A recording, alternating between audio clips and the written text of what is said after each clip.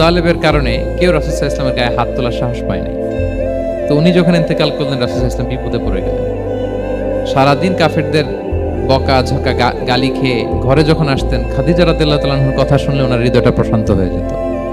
বাইরের চাচাও নাই, ভেতরের স্ত্রীও নাই, দুজনই মারা গেলেন ওই বছর। ওই বছরকে বলা হয় আমুল হুজুন, মানে দুশ্চিন্তার বছর। এত ভারাক্রান্ত আল্লাহর হাবিব সাল্লাল্লাহু আলাইহি ওয়াসাল্লাম হলেন, চিন্তিত হলেন, মনটা ভেঙে খান খান। আল্লাহ তাআলা কিন্তু ঠিকই বুঝেন যে তার হাবিবকে কখন হ্যাপি করতে হবে। আল্লাহ তাআলা তখন সাইয়েদনা জিবরাইল আলাইহিস সালামকে পাঠালেন যে যাও, আমার বন্ধুকে আর পৃথিবীতে থাকার দরকার নাই, আমার বন্ধুকে ঊর্ধ্ব জগতের নৈশ ভ্রমণের ইনভাইটেশন দিয়ে আসো, মানে মেরাজের ইনভাইটেশন দিয়ে আসো। পড়েন সুবহানাল্লাহ। সুবহানাল্লাযী আসরা বিআবদিহি লাইলাম মিনাল মাসজিদিল হারামি ইলাল মাসজিদিল আকসা, মসজিদুল হারাম থেকে মসজিদুল আকসা, তারপরে উপরে সুম্মা দানা ফাতাদাল্লা ফাকানা কাবা কাউসাইনি আও আদনা। আল্লাহর আরশে চড়ে গেলেন, জান্নাত জাহান্নাম দেখিয়ে, নতুন কিছু গিফট দিয়ে, তার পেয়ারা হাবিবের মন ভালো করে এরপরে আবার দুনিয়ায় পাঠালেন।